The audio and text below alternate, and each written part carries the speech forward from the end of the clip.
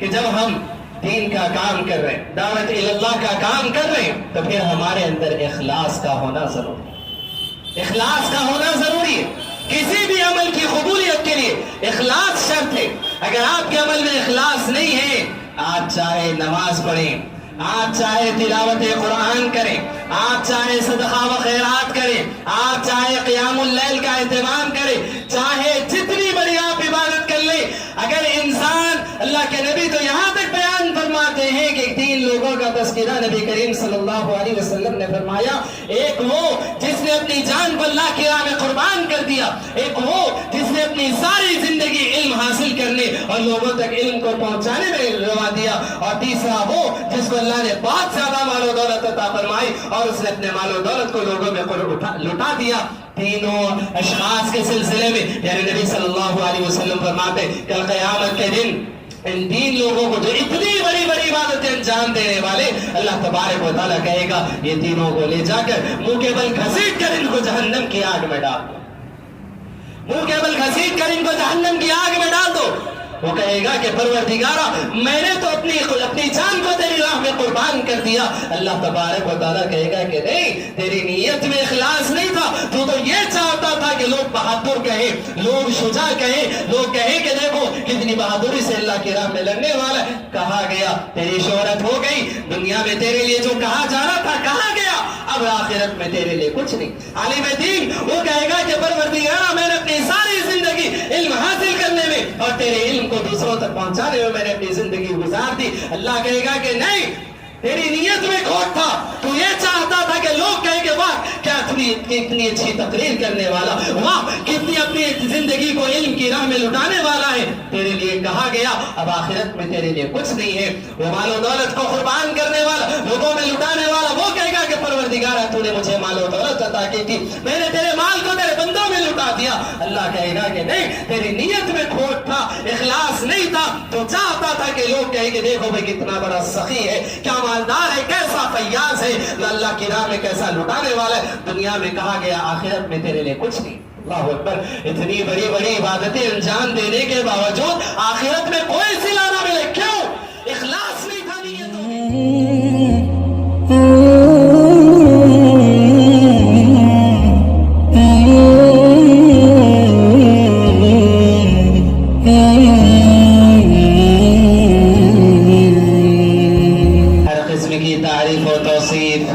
کبریائی، بڑائی، عزت و بزرگی، شان و شوکت، عظمت، حمد و ثنا اللہ رب العالمین خالق کائنات، مالک ارض و سماوات کے لیے لائق و زیبا ہے۔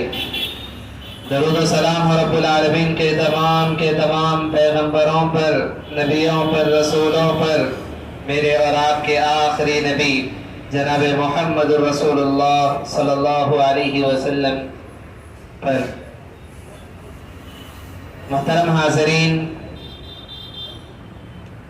گزشتہ جمعہ آپ حضرات کے سامنے میں نے اس عنوان پر خطاب کیا کہ جس ملک اور وطن میں ہم رہتے ہیں، اس ملک اور وطن میں رہتے ہوئے ہمارے لیے بڑا سنہرا موقع ہے کہ ہم دعوت اللہ کے فریضے کو انجام دیں، غیر مسلموں کو اللہ تبارک و تعالیٰ کی توحید، اللہ تبارک و تعالیٰ کی عبادت کی طرف بلائیں اور شرک سے انہیں روکیں۔ یہ فریضہ ہمیں انجام دینا ہے اور اس فریضے کو انجام دینے کے لیے ہمارے لیے بڑا سنہرا موقع ہے۔ تو محترم حاضرین، جب دعوت اللہ کا کام ایک فریضہ ہے جو ہم پر عائد ہوتا ہے، خوش نصیبی بھی ہماری ہے کہ اگر ہم اس کام کو انجام دیتے ہیں اور ہمارے ذریعے سے کوئی ایک آدمی ہدایت پر آ جائے۔ نبی کریم صلی اللہ علیہ وسلم نے خوشخبری سنائی کہ تمہارے لیے سرخ اونٹوں سے بہتر ہے۔ بہرحال ہم میں سے ہر ایک کی یہ کوشش ہونی چاہیے کہ ہم دعوت اللہ کے اس فریضے کو انجام دیں، اور ہر ایک کی خواہش یہ ہونی چاہیے، یہ تڑپ، یہ فکر ہونی چاہیے کہ کیسے لوگوں کو بندوں کو بندوں کی بندگی سے نکال کر بندوں کے رب کی بندگی میں لگائے، لوگوں کو شرک سے نکال کر توحید کی طرف بلائے، غیر اللہ کی عبادت سے نکال کر اللہ کی عبادت کی طرف لائیں۔ یہ ہماری طرف، یہ ہماری فکر ہونی چاہیے، اور ہر انسان کی یہ خواہش ہونی چاہیے کہ میں اس فریضے کو انجام دوں، میں یہ کام آگے بڑھ کر کروں۔ تو ہر ایک کی یہ کوشش اور خواہش ہونی چاہیے۔ محترم حاضرین، سوال یہ پیدا ہوتا ہے کہ جب ہمارے دل میں تڑپ ہے، شوق ہے، خواہش ہے کہ دعوت اللہ کے فریضے کو انجام دیا جائے، لوگوں کو اللہ کی توحید کی طرف بلایا جائے، شرک سے روکا جائے، تو پھر سوال یہ پیدا ہوتا ہے کہ اس کا طریقہ کار کیا ہونا چاہیے، کیسے ہمیں دعوت اللہ کا کام انجام دینا چاہیے، کیسے اس فریضے کو انجام دینا چاہیے، یہ کام ہمیں کیسے کرنا چاہیے، یہ سوال پیدا ہوتا ہے۔ تو آج کے اس جمعہ کے خطبے کے موقع پر میں آپ تمام حضرات کے سامنے اسی سے متعلق کچھ باتیں رکھوں گا کہ دعوت اللہ کا کام ہم کیسے کریں، دعوت اللہ کے فریضے کو ہم کیسے انجام دیں، کیا طریقہ کار ہمارا ہونا چاہیے۔ تو محترم حاضرین، سب سے پہلی بات ہمیں یاد رکھیں کہ اللہ تبارک و تعالیٰ نے پیارے نبی محمد رسول اللہ صلی اللہ علیہ وسلم کی زبانی یہ بات کہلوائی، قُلْ هَٰذِهِ سَبِيلِي أَدْعُو إِلَى اللَّهِ عَلَىٰ بَصِيرَةٍ أَنَا وَمَنِ اتَّبَعَنِي وَقَالَ إِنَّنِي مِنَ الْمُسْلِمِينَ۔ اللہ کے نبی صلی اللہ علیہ وسلم کی زبانی اللہ تبارک و تعالیٰ نے کہلوایا، آپ کہہ دیجئے یہی میرا راستہ ہے، هَٰذِهِ سَبِيلِي أَدْعُو إِلَى اللَّهِ، میں اللہ کی طرف بلاتا ہوں، عَلَىٰ بَصِيرَةٍ، دلیل کی بنیاد پر، علم کی بنیاد پر، انا ومن اتبعنی، میں بھی بلاتا ہوں، میں بھی دعوت کا کام کرتا ہوں، اور وہ لوگ جو میری اتباع، میری پیروی کرنے والے ہیں، وہ بھی اسی طرح کا کام انجام دیتے ہیں۔ تو محترم حاضرین، سب سے پہلی بات، سب سے پہلی ہماری کوشش یہ ہونی چاہیے، اللہ کے نبی سے کہلوایا گیا کہ آپ کہیں کہ میں علم کی بنیاد پر اللہ کی طرف بلاتا ہوں، میں دلیل کی بنیاد پر لوگوں کو اللہ کی طرف بلاتا ہوں، دعوت کا فریضہ میں انجام دیتا ہوں۔ تو معلوم ہوا کہ سب سے پہلا کام جو ہمیں کرنا ہے وہ دعوت سے متعلق ہمیں علم حاصل کرنا چاہیے۔ علم ہوگا تو ہم دوسروں کو بتائیں گے، ہمیں معلوم ہوگا کہ لوگوں کو کیسے بلانا ہے، کس بات کی طرف لوگوں کی دعوت دینا ہے، قرآن کریم کی کون سی آیات پڑھ کر لوگوں کو توحید کی طرف بلانا ہے۔ ہمیں علم ہوگا تو ہم لوگوں کو اللہ کی طرف بلا پائیں۔ تو سب سے پہلی بات نبی کریم صلی اللہ علیہ وسلم کے زبانی یہ کہلوایا گیا، نبی کا طریقہ کیا تھا، علم کی بنیاد پر، دلیل کی بنیاد پر اللہ کے نبی صلی اللہ علیہ وسلم دعوت اللہ کے فریضے کو انجام دیتے تھے۔ تو اگر واقعی معنوں میں ہمیں اگر توحید کی طرف لوگوں کو بلانا ہے، دعوت اللہ کے فریضے کو انجام دینا ہے، تو اپنے وقت کی قربانی دینی پڑے گی، اپنے وقت کی قربانی دینی پڑے گی، وقت نکالنا پڑے گا علم حاصل کرنے کے لیے۔ آج بڑے افسوس کی بات ہے، ہمارے دلوں میں طرف تو ہے، فکر تو ہے کہ غیر مسلم بھی اسلام کی طرف آ جائیں، لوگ شرک سے نکل کر توحید کی طرف آ جائیں، لیکن آپ بتائیں کیا آپ اللہ تبارک و تعالیٰ کا وہ کلام جو اللہ نے کتاب ہدایت بنا کر بھیجا، کیا آپ اس کو پڑھنا جانتے ہیں؟ کیا آپ اس کو سمجھ سکتے ہیں؟ کتنے افسوس کی بات ہے، ہم خواہش ہے کہ دوسرے لوگ اس کو سمجھ جائیں، خواہش ہے کہ لوگ قرآن کو پڑھیں، خواہش ہے کہ لوگ قرآن کو سمجھیں، ہم خود نہیں سمجھ پاتے تو دوسروں کے لیے ہم کیا خواہش کریں۔ تو سب سے پہلی بات یہ ہے کہ قرآن کریم کا علم ہم حاصل کریں، دعوت اللہ کے اس فریضے کو اگر ہم انجام دینا چاہتے ہیں، دلیل کی بنیاد پر، علم کی بنیاد پر ہمیں اس کام کو انجام دینا ہے، ورنہ یاد رکھیں اوپر کی باتیں اگر ہم کریں گے، اسی طرح سے بغیر دلیل کے باتیں اگر ہم کریں گے، اگر سامنے والا کوئی سوال کرتے ہم جواب دینے سے عاجز آ جائیں گے، ہم جواب دینے سے عاجز آ جائیں گے، اور جب ہم جواب دینے سے عاجز آئیں گے تو سامنے والا یہ سمجھے گا کہ اس کے پاس تو کوئی علم ہے ہی نہیں، اس کے مذہب پر تو کوئی دلیل ہے ہی نہیں، اس کے پاس تو کوئی بنیاد ہے ہی نہیں، پھر وہ آپ کی بات کیسے مانے گا؟ تو سب سے پہلی بات یہ ہے کہ اگر آپ دوسروں تک اپنی بات کو پہنچانا چاہتے ہیں، دعوت اللہ کے فریضے کو آپ انجام دینا چاہتے ہیں، تو سب سے پہلی بات یہ کہ آپ اپنا وقت نکالیں اور علم حاصل کریں دعوت سے متعلق۔ پیارے نبی صلی اللہ علیہ وسلم کی کیا تعلیمات ہے، قرآن کریم میں اللہ نے کیا حکم دیا ہے، اور اسی طرح سے کیسے لوگوں کو اللہ تبارک و تعالیٰ کی طرف بلایا جائے، اس کا علم آپ کو ہونا چاہیے۔ تو سب سے پہلی بات علم حاصل کرنا ضروری۔ دوسری جو کوشش ہماری ہونی چاہیے، جب علم ہمارے پاس ہو جائے، جب ہم علم حاصل کر لیں، تو اس علم کے مطابق عمل کرنا ہم پر ضروری ہے۔ اس علم کے مطابق عمل کرنا ہم پر ضروری ہے۔ اسلامی تعلیمات، یقیناً بہت ساری اسلامی تعلیمات ہم جانتے ہیں، لیکن ہم اپنے آپ میں جھانک کر دیکھیں کہ کہاں تک ہم اس پر عمل کر رہے ہیں، اسلامی تعلیمات پر کہاں تک ہم عمل پیرا ہیں۔ اللہ کے نبی صلی اللہ علیہ وسلم کی زبانی اللہ تبارک و تعالیٰ نے کہلوایا، وَمَنْ أَحْسَنُ قَوْلًا مِمَّنْ دَعَا إِلَى اللَّهِ وَعَمِلَ صَالِحًا۔ ایسی بات نہیں کہ بس تم لوگوں کو بھلائی کی طرف بلاتے چلے جاؤ، تمہارا عمل تمہاری بات کے خلاف ہے، نہیں، جو بات تم اپنی زبان سے کہہ رہے ہو تمہارا عمل بھی اس بات کی گواہی دے رہا ہو۔ عمل سے بھی تم اپنے آپ کو یہ بتا رہے ہو کہ دیکھو میں توحید کا ماننے والا ہوں، میں توحید کا اقرار کرنے والا ہوں، میرا عمل دیکھ لو۔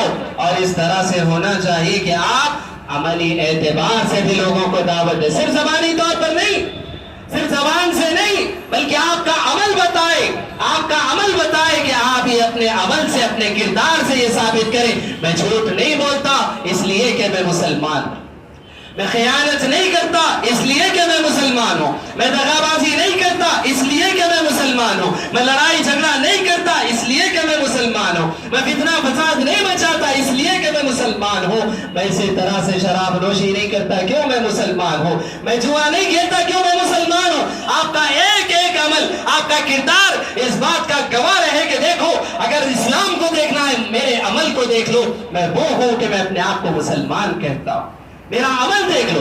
آج بڑی افسوس کی بات یہ ہے کہ غیر مسلموں کے اسلام سے دور ہونے اور اسلام سے رکاوٹ کی ایک بہت بڑی وجہ یہ ہے کہ وہ اسلامی تعلیمات کو نہیں دیکھتے بلکہ مسلمانوں کو دیکھتے ہیں، مسلمانوں کا عمل کیا ہے، مسلمانوں کا کردار کیا ہے، اس چیز کو دیکھ کر بہت سارے لوگ اسلام سے دشمنی کرنے اور اسلام سے نفرت کرنے والے بنے۔ کیوں؟ ہمارے کردار سے، مسلمانوں کے اعمال سے۔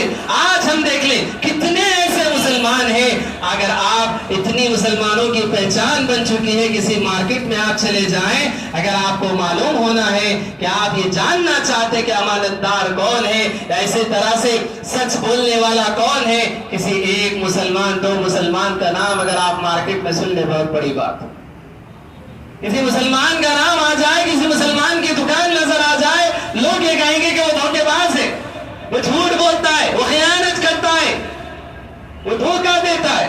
آج مسلمانوں کی یہ پہچان بن چکی ہے۔ کیا ایسے طور پر ہم لوگوں کو اللہ کی دعوت کی طرف بلائیں گے، اللہ کی توحید کی طرف بلائیں گے؟ آپ کو معلوم ہونا چاہیے ہندوستان میں جو اسلام داخل ہوا، جس طریقے سے داخل ہوا، آپ کو معلوم ہونا چاہیے کہ تاجروں کے ذریعے سے، تو جو تجارت کیا کرتے تھے، تجارت کے ذریعے سے اسلام ہندوستان میں داخل ہوا۔ ساحلی علاقوں پر جب اس طرح سے لوگ اپنی تجارت کے لیے آیا کرتے تھے، اسلام کے آنے سے پہلے سے بھی یہاں سے وہاں روابط تعلقات قائم تھے اور تجارتیں ہوا کرتی تھی، بزنس ہوا کرتا تھا۔ لیکن بات یہ ہوئی کہ اسلام کے آنے سے پہلے، پیارے نبی صلی اللہ علیہ وسلم کی آمد سے پہلے ان کا کردار کچھ الگ تھا، ان کے اعمال کچھ الگ تھے، اور اس طرح سے جب انہوں نے اسلام قبول کر لیا تو جب وہ پھر ہندوستان آئے تو یہاں کے لوگوں نے دیکھا کہ یہ لوگ تو پوری طرح سے بدل چکے، ان کا کردار بدل چکا، ان کے اعمال بدل چکے۔ ان لوگوں نے سوال کیا کہ تم پہلے تو ایسے تھے، اب ایسے کیسے ہو گئے؟ تب انہوں نے بتایا کہ اب ہم نے اسلام قبول کر لیا ہے، اسلام کی یہ تعلیمات ہے۔ تو ان کے اعمال کو دیکھ کر، ان کے کردار کو لے کر یہاں کے لوگ متاثر ہوئے اور انہوں نے اسلام قبول کیا۔ اللہ اکبر۔ تو یہ بات یاد ہے کہ اگر ہم لوگوں کو اللہ کے دین کی طرف، توحید کی طرف بلانا چاہتے، اپنے کردار کو سنوارنے کی ضرورت ہے، اپنے اعمال کو سدھارنے کی ضرورت ہے، اپنے اعمال سے یہ بتانے کی ضرورت ہے کہ ہاں میں مسلمان ہوں۔ اللہ کے نبی کی زبان یہ کہلوایا کہ اللہ تبارک و تعالیٰ نے کہا وَمَنْ أَحْسَنُ قَوْلًا مِمَّنْ دَعَا إِلَى اللَّهِ۔ اس سے اچھی بات کس کی ہو سکتی؟ اس سے بہترین بات کس کی ہو سکتی ہے؟ تو یہ کہ ومن احسن قولا ممن دعا الی اللہ، جو اللہ کی طرف بلاتا ہے وعمل صالحا، اور خود بھی نیک عمل کرتا ہے، خود بھی نیک عمل کرتا ہے، صرف زبانی طور پر لوگوں کو دین کی طرف نہیں بلاتا کہ لوگوں کو تو دین کی طرف بلا رہا ہے، اس کا عمل اس کا کردار کچھ اور کہہ رہا ہے، نہیں، وعمل صالحا، خود بھی نیک عمل کرتا ہے، وقال اننی من المسلمین، اور اپنی زبان سے کہتا ہے کہ یقیناً میں مسلمان، یقیناً میں مسلمان ہوں۔ تو زبان سے بھی مسلمان کا دعویٰ ہو، اقرار ہو، اور عمل سے، کردار سے بھی یہ دعویٰ ہو، یہ اقرار ہو کہ اگر دیکھنا چاہتے ہو کہ مسلمان کیسا ہوتا ہے، میرے عمل کو دیکھو، میرے کردار کو دیکھو، میں مسلمان ہوں۔ یہ آج بتانے کی ضرورت ہے۔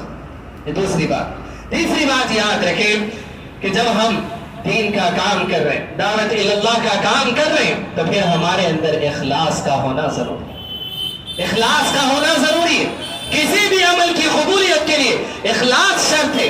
اگر آپ کے عمل میں اخلاص نہیں ہے، آپ چاہے نماز پڑھیں، آپ چاہے تلاوت قرآن کریں، آپ چاہے صدقہ و خیرات کریں، آپ چاہے قیام اللیل کا اہتمام کریں، چاہے جتنی بڑی آپ عبادت کر لیں، اگر انسان، اللہ کے نبی تو یہاں تک بیان فرماتے ہیں کہ 3 لوگوں کا تذکرہ نبی کریم صلی اللہ علیہ وسلم نے فرمایا، ایک وہ جس نے اپنی جان کو اللہ کی راہ میں قربان کر دیا، ایک وہ جس نے اپنی ساری زندگی علم حاصل کرنے اور لوگوں تک علم کو پہنچانے میں لگا دیا، اور تیسرا وہ جس کو اللہ نے بہت زیادہ مال و دولت عطا فرمائی اور اس نے اپنے مال و دولت کو لوگوں میں لٹا دیا۔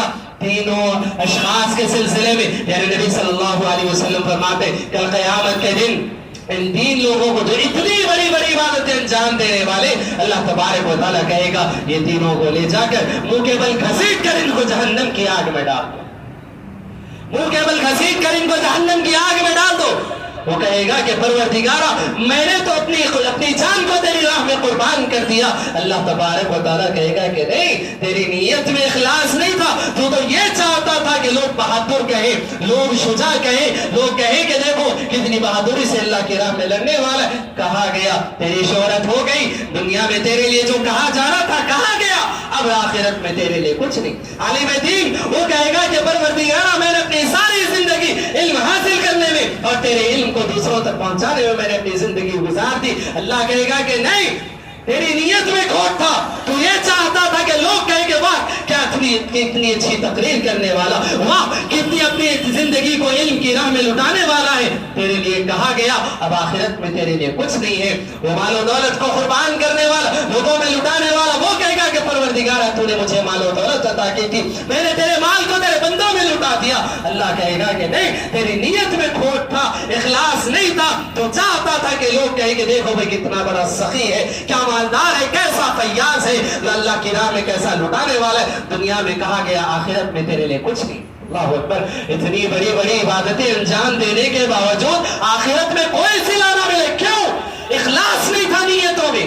تو اگر ہم دعوت اللہ کا کام اگر کرنا چاہتے، اس فریضے کو انجام دینا چاہتے، ہماری نیتوں میں اخلاص ہونا چاہیے، اللہ کی خاطر ہمارا یہ کام ہونا چاہیے، شہرت طلبی نہ ہو کہ میری عزت کی جائے، میری شہرت ہو، اس کام کے ذریعے سے میرا نام ہو جائے، نہیں، یہ کام نہیں ہونا چاہیے۔ اخلاص نیتوں میں ہونا چاہیے، اور جس عمل میں اخلاص ہو یقیناً وہی عمل قابل قبول ہو کر رہتا ہے۔ چوتھی بات یہ کہ جب ہم اس کام کو انجام دے رہے ہو، اس فریضے کو اگر ہم انجام دے رہے ہو، تو یہ بات یاد رکھیں حکمت عملی کے ساتھ اس کام کو انجام دینا چاہیے، حکمت عملی کے ساتھ اس کام کو انجام دینا چاہیے۔ حکمت کا کیا مطلب ہے؟ اللہ تبارک و تعالیٰ نے پیارے نبی محمد رسول اللہ صلی اللہ علیہ وسلم کو اس بات کا حکم دیا، ادع الى سبیل ربک بالحکمہ والموعظۃ الحسنہ وجادلہم باللتی ہی احسن۔ اللہ کے نبی صلی اللہ علیہ وسلم کی زبانی کا حلوایا گیا، اللہ نے اے اللہ کے نبی ادع الى سبیل ربک بالحکمہ، اے نبی اپنے رب کی طرف حکمت کے ساتھ آپ دعوت دیجیے، اپنے رب کی طرف بلائیے، مگر کیسے؟ حکمت کے ساتھ، جوشیلے انداز میں نہیں، جذباتی ہو کر نہیں، حکمت کے ساتھ آپ یہ کام کریں۔ آج دیکھیں اس کام کو حکمت کے ساتھ انجام دینا بڑا ضروری ہے۔ حکمت عملی ہونی چاہیے کہ کہاں کیسی بات کی جائے، کس سے کیسی بات کی جائے، کس کا کیا مزاج ہے، کس کے مزاج کے حساب سے کیسی بات کی جائے، یہ حکمت انسان کے اندر ہونی چاہیے۔ ہر ایک کے ساتھ ویسی ہی بات نہیں کرنی چاہیے، ہر ایک کو وہی بات نہیں کہنی چاہیے. آپ دیکھیں اللہ کے نبی صلی اللہ علیہ وسلم, ایسی حکمت اللہ کے نبی صلی اللہ علیہ وسلم کی تھی. اللہ کے نبی سامنے والے کا مزاج دیکھتے تھے, سامنے والے کا مزاج دیکھ کر اللہ کے نبی بات کیا کرتے تھے. آپ دیکھیں اللہ کے نبی صلی اللہ علیہ وسلم سے کئی مرتبہ کئی طرح کے سوالات ہوئے. اللہ کے نبی سے کئی مرتبہ صحابہ سوال کرتے تھے, اللہ کے نبی مجھے کوئی نصیحت کریں, مجھے کوئی نصیحت کریں. اللہ کے نبی نے بے شمار صحابہ کو نصیحتیں کی, لیکن ہر صحابی کو اللہ کے نبی نے الگ الگ نصیحتیں کی, الگ الگ نصیحتیں کی. ایک صحابی آتے اللہ کے نبی کے پاس, کہتے اللہ کے نبی آپ مجھے نصیحت کریں, وصیت کریں. اللہ کے نبی صلی اللہ علیہ وسلم نے کہا لا تغضب, تم غصہ مت کرو. صحابی نے پوچھا اللہ کے نبی ٹھیک ہے یہ بات تو ہوئی, کوئی اور نصیحت کرے. اللہ کے نبی نے کہا لا تغضب, غصہ مت کرو. پھر صحابی نے پوچھا اللہ کے نبی کوئی اور نصیحت کرے. اللہ کے نبی کہا لا تغضب, تو غصہ مت کرو. بار بار صحابی نے بولا اللہ کے نبی نصیحت کیجیے. اللہ کے نبی نے کہا لا تغضب لا تغضب لا تغضب لا تغضب, تم غصہ مت کرو, تم غصہ مت کرو, تم غصہ مت کرو, تم غصہ مت کرو. کیوں؟ اللہ کے نبی جانتے تھے کہ ان کے مزاج میں غصہ ہے. اللہ کے نبی نے بار بار ان کو وہی نصیحت کی. آپ دیکھیں دوسرے صحابہ, حضرت ابو ہریرہ نے اللہ کے نبی سے کہا, اللہ کے نبی صلی اللہ علیہ وسلم نے ان کو وصیت کی. اللہ کے نبی صلی اللہ علیہ وسلم کے بارے میں حضرت ابو ہریرہ کہتے اوصانی خلیلی بثلاث, حضرت اللہ کے نبی نے مجھے 3 باتوں کی وصیت کی. ایک یہ کہ میں اشراق کی نماز نہ چھوڑوں, اور اسی طرح سے میں مہینے کے جو درمیانی روزے ہوتے ہیں اس کو نہ چھوڑوں. یہ اللہ کے نبی نے نصیحتیں کی. اور اس طرح سے کہ میں وتر کی نماز نہ چھوڑوں اور آخری نماز اپنے وتر کو بناؤں. اللہ کے نبی صلی اللہ علیہ وسلم نے مجھے یہ نصیحتیں کی. ہر صحابی کو اللہ کے نبی الگ الگ وصیتیں کیا کرتے. مطلب کیا بتانے کا, مزاج سامنے والے کا دیکھنا چاہیے, حکمت آپ کے اندر ہونی چاہیے. ہر ایک سے ایک جیسی بات نہیں کی جاتی. آپ خود اس بات کو اچھی طرح سے جانتے ہیں کہ اگر سوال بچے کی طرف سے ہو تو آپ کو کیا جواب دینا ہے, بڑے کی طرف سے ہو تو کیا جواب دینا ہے, بڑے بزرگ کی طرف سے ہو تو کیا جواب دینا. یہ آپ بہتر جانتے. یہ بات آپ یاد رکھیں کہ ہر انسان کا مزاج ایک جیسا نہیں ہوتا, ہر انسان کی طبیعت ایک جیسی نہیں ہوتی, اور ہر انسان کا مقام, رتبہ اور اسی طرح سے پرسنالٹی ایک جیسی نہیں ہوتی. ہر ایک آدمی الگ الگ ہوتا ہے. آپ کے اندر یہ حکمت ہونی چاہیے کہ میں کس سے کیسی بات کروں, کس کو کیسے میں دین کی دعوت پیش کروں. یہ مزاج آپ کا ہونا چاہیے. اور یہ بات یاد رکھیں, عام طور پر اس بات کا خیال رکھنا چاہیے کہ انسان کا پیشہ کیا ہے, وہ کس کام کو انجام دیتا ہے, اس کا کام جیسا ہے, وہ جس فیلڈ سے تعلق رکھتا ہے اس فیلڈ کے ذریعے سے اس کو بات سمجھائی جائے. یہ آپ کی حکمت عملی ہونی چاہیے. یہ بات یاد رکھیں, دعوت اللہ کا مطلب ہے کہ یہ نہیں آپ جہاں چاہے چلے جائیں اور اس طرح سے آپ ایک ہی بات پیش کرتے چلے جائیں. نہیں, حکمت عملی اس بات کا تقاضا نہیں کرتی. حکمت اللہ کے نبی صلی اللہ علیہ وسلم بیان فرماتے وَجَادِلْهُمْ بِالَّتِي هِيَ أَحْسَنُ, اگر تم مناظرہ کرو, اگر تم بحث و مباحثہ بھی کرو, تکرار نہیں ہونی چاہیے, لڑائی جھگڑا نہیں ہونا چاہیے. احسن انداز, بہتر انداز میں تم لوگوں سے بحث و مباحثہ کرو, بات چیت کرو. یہ دعوت اللہ کے لیے حکمت انسان کے اندر بہت ضروری ہے. یہ چوتھی بات.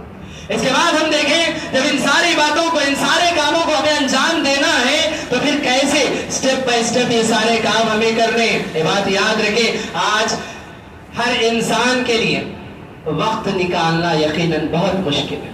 وقت نکالنا یقیناً ہر انسان اپنی اپنی زندگیوں میں مصروف ہے. لیکن یہ بات یاد رکھیں, جب تک ہم اس فریضے کو انجام نہیں دیں گے ہماری مصروفیات اور بڑھتی چلے جائیں گی, مشغولیات اور بڑھتی چلے جائیں گی. دنیا کی اس تگ و دو سے, دنیا کی اس بھاگ دوڑ سے تھوڑا سا وقت اپنا نکالیں اس کام کے انجام دینے کے لیے, اس فریضے کے انجام دینے کے لیے. آپ دیکھیں پیارے نبی صلی اللہ علیہ وسلم, پیارے نبی صلی اللہ علیہ وسلم اس حکمت عملی کے ساتھ اور اس اپنا سارا وقت اللہ کے نبی صلی اللہ علیہ وسلم نے اسی کام کے لیے انجام دیا اور اسی فریضے کو لیے انجام دیا. تو سب سے پہلے ہمیں یہ کام کرنا چاہیے کہ ہم اپنا تھوڑا سا وقت نکالیں, فردن ہم لوگوں کو دین کی دعوت, ایک ایک آدمی کو پکڑ پکڑ کر ہم دین کی دعوت دیں. آپ دیکھیں اللہ کے نبی صلی اللہ علیہ وسلم, اللہ تبارک و تعالیٰ نے آپ پر پہلی وحی نازل فرمائی, آپ کو نبی اور رسول بنایا. اللہ کے نبی صلی اللہ علیہ وسلم فوری طور پر نبی بننے کے بعد, رسول بننے کے بعد اللہ کے نبی ڈائریکٹلی اللہ کے نبی نے اعلان نہیں کر دیا کہ اللہ نے مجھے رسول بنایا تم میری بات مان لو. نہیں, آپ کو معلوم ہونا چاہیے نبی اور رسول بنائے جانے کے بعد 3 سال تک 3 سال تک اللہ کے نبی نے ظاہر ہونے نہیں دیا کسی کو کہ اللہ نے مجھے نبی اور رسول بنایا. کسی کو ظاہر ہونے نہیں دیا, اعلان نہیں کیا نبی صلی اللہ علیہ وسلم نے. فردن فردن ایک ایک کو اللہ کے نبی پکڑتے تھے, چھپ چھپ کر دین کی دعوت دیتے. اللہ کے نبی نے سب سے پہلے حضرت خدیجہ کو دین کی دعوت, انہوں نے اسلام قبول کیا. اپنے سب سے قریبی دوست حضرت ابوبکر کو اسلام کی دعوت دی, انہوں نے قبول کر لیا. اپنے چچیرے بھائی حضرت علی کو انہوں نے اسلام کی دعوت دی, خود وہ قبول کر لیا. اپنے غلام حضرت زید کو انہوں نے اسلام کی دعوت دی, انہوں نے قبول کر لیا. پھر اس کے بعد ایک ایک کو پکڑتے رہے. حضرت عبدالرحمن ابن عوف کو پکڑا گیا, اسی طرح سے حضرت بلال رضی اللہ عنہ, حضرت یاسر, حضرت عمار, حضرت سمیہ, ان صحابہ کو, سارے صحابہ جنہوں نے اسلام قبول کیا, ایک ایک صحابی کو تنہا تنہا واحد واحد پکڑا گیا اور اس طرح سے چھپ چھپ کر دین کی دعوت دی گئی. یہ حکمت عملی تھی نبی کریم صلی اللہ علیہ وسلم کی. اور یہ بات یاد رکھیں, جب تک انفرادی طور پر یہ کام نہیں ہوگا, یہ محنت ہماری قبول نہیں ہوگی. یہ کام کرنے کی ضرورت ہے. آج ہم کہتے ہیں کہ یقیناً دنیا میں تو اسلام پھیل گیا, لوگوں تک تو اسلام پھیل گیا, یقیناً ظاہر سی بات ہے, لیکن آج وہ ضرورت اس بات کی ہے کہ آپ ایک ایک آدمی کے پاس جائیں, ایک ایک آدمی کو آپ پکڑیں, اس پر محنت کریں, اس پر کوشش کریں, اس کو بتائیں کہ دین کی دعوت کیا ہے, اسلام کیا ہے, توحید کیا ہے, شرک کیا ہے. آپ اس کو بتانے کی ضرورت ہے, ایک ایک آدمی کو پکڑنے کی ضرورت ہے. 3 سال تک نبی نے اس کام کو انجام دیا. 3 سال کے بعد اللہ تبارک و تعالیٰ نے حکم دیا, وَأَنذِرْ عَشِيرَتَكَ الْأَقْرَبِينَ. اب آپ علی اعلان اس بات کا اعلان کر دیجیے. تب اللہ کے نبی نے جہری طور پر دین کی دعوت دی. تو اس اعتبار سے پہلے ہمیں سری طور پر یا اسی طرح سے انفرادی طور پر ہمیں اس کام کو انجام دینا چاہیے. ساتھ ہی ساتھ اجتماعی طور پر جلسے منعقد کر کے یا اسی طرح سے کوئی اسپیشل پروگرام کر کے غیر مسلموں کو دین کی دعوت دی جائے, انہیں بلایا جائے, پروگرام سے شریک کیا جائے اور اس طرح سے ان کو دین کی دعوت دی جائے. اپنی دعوتوں میں انہیں بلایا جائے, کھلا پلا کر ان کو دین کی دعوت دی جائے, اپنے گھروں میں ان کو کھانے کی دعوت دی جائے, پھر اس کے بعد ان کو دین کی دعوت پیش کی جائے. نبی کا یہی طریقہ تھا, نبی کا یہی طریقہ تھا. اللہ کے نبی صلی اللہ علیہ وسلم پہلے انہیں بلاتے, کھلاتے, پلاتے, اس کے بعد اللہ کے نبی صلی اللہ علیہ وسلم ان کے سامنے دین کی دعوت کو پیش کیا کرتے تھے. تو یہ طریقہ ہمارا ہونا چاہیے. اسی طرح سے ہم دیکھیں آج بہت سارے وسائل, بہت سارے طریقے آج الحمدللہ اللہ تبارک و تعالیٰ کے فضل و احسان سے ہمارے پاس موجود ہیں. وسائل کی اگر ہم بات کریں, social media, electronic media, print media کے ذریعے سے یقیناً ہر انسان گھر بیٹھے اپنی بات کو ساری دنیا تک 4 دہانگے عالم میں پہنچا سکتا ہے. آج اللہ تبارک و تعالیٰ نے اتنی سہولت, اتنی آسانیاں ہمیں فراہم کی ہے, تو ان وسائل کا ہم صحیح استعمال کریں. سوشل میڈیا کا ہم استعمال کریں دعوت اللہ کے فریضے کو انجام دینے کے لیے. ہر روز ہمارا ایک کام ہونا چاہیے کہ ہر روز قرآن کریم کی ایک آیت, اس کا ترجمہ مدعو یا اسی طرح سے جو غیر مسلم جو جس سے ہمارے تعلقات ہیں اس تک وہ جس زبان میں جانتا ہے اس زبان میں قرآن کریم کی ہر دن ایک آیت, اس کا ترجمہ, ایک حدیث, ایک ترجمہ ہم اس کے پاس بھیجا کریں. یہ مسلسل یہ کام ہونا چاہیے. ان چیزوں کا, ان وسائل کا استعمال ہونا چاہیے. کتابوں کے ذریعے سے الحمدللہ آج کتنی ایسی کتابیں ہیں جو ہر زبان میں دعوت اللہ کے موضوع پر, اللہ کی توحید پر, شرک کی قباحت پر, نبی کریم صلی اللہ علیہ وسلم کی زندگی پر, میرے نبی کی سیرت پر, ایسی بہت ساری کتابیں لکھی جو جا چکی ہے, ہر زبان میں اس کا ٹرانسلیٹ ہو چکا ہے. ان کتابوں کو ان تک پہنچانے کی ضرورت ہے. یہ بات یاد رکھیں, ایک چیز اگر انسان کے دل کو لگ جائے, اس کے دل کو بدلنے کے لیے کافی ہو جائے. کوئی ایک چیز, کوئی ایک تیر آپ کا چل جائے تو پھر یاد رکھیں اس کے دل کی دنیا بدل سکتی ہے. مسلسل کوشش ہونی چاہیے. افسوس کے ساتھ ایک بات کہہ کر میں اپنی بات کو ختم کروں گا. آج ہم دیکھیں کوئی بات, کوئی فضیلت بتائی جاتی ہے, کوئی اہمیت بتائی جاتی ہے, جوش میں آ گئے, جذبے میں آ گئے, آج ہم نے وہ کام کر دیا, کل ہم نے وہ کام کر دیا, پرسوں وہ کام ختم, رک گیا وہ کام. آج ہماری سب سے بڑی کمزوری یا کہیں کہ دشمنوں کی سب سے بڑی طاقت یہی آج بن چکی ہے کہ آج مسلمان جذباتی بن چکے, جذبات سے فیصلے کرنے والے ہو گئے. آج ہم دیکھیں رہ کر یہ غیر مسلمین یا اسی طرح سے مسلمانوں کے دشمن ایک ایک شوشہ چھوڑتے ہیں اور مسلمان ہیں کہ جوش میں آ کر, جذبے میں آ کر اپنے آپ کو سڑکوں پر لا دینا یا اسی طرح سے جذبات میں آ کر کوئی ایسا کام کر دینا جو قانون کے خلاف ہو, اور پھر قانون کے, حکومت کے کارندے آئے اور ہم مسلمانوں کو, نوجوانوں کو جو جذبات میں, جوشیل فن میں آ کر اس طرح کے کام کرتے. نقصان کس کا ہوا, نقصان کس کا ہوا, فائدہ کس کا ہوا؟ آپ اس بات کو سمجھنے کی کوشش کریں.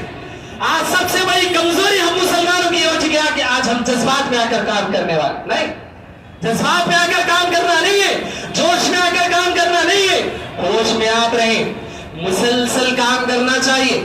آج کہا گیا، فضیلت بتائی گئی، آج آپ نے جا کر 10-12 آئے تھے، بہت ساری ویڈیوز آپ نے ایک غیر مسلم تک بھیج دی، دوسرے دن کل بھی آپ نے وہ کام کیا، تیسرے دن بھول گئے، ختم ہو گیا وہاں۔ نہیں، مسلسل ہونا چاہیے گا، مسلسل محنت، جد و جہد، کوشش ہونی چاہیے۔ اللہ کے نبی صلی اللہ علیہ وسلم مرتے دم تک اللہ کے نبی نے مسلسل محنت کی، جد و جہد کی، کوشش کی، تب 23 سال کی مدت میں اللہ کے نبی کی یہ محنت کا یہ انجام ہم دیکھ رہے ہیں، اور اسی طرح سے یہ پھل ہم دیکھ رہے ہیں کہ آج ساری دنیا میں اسلام کا بول بالا۔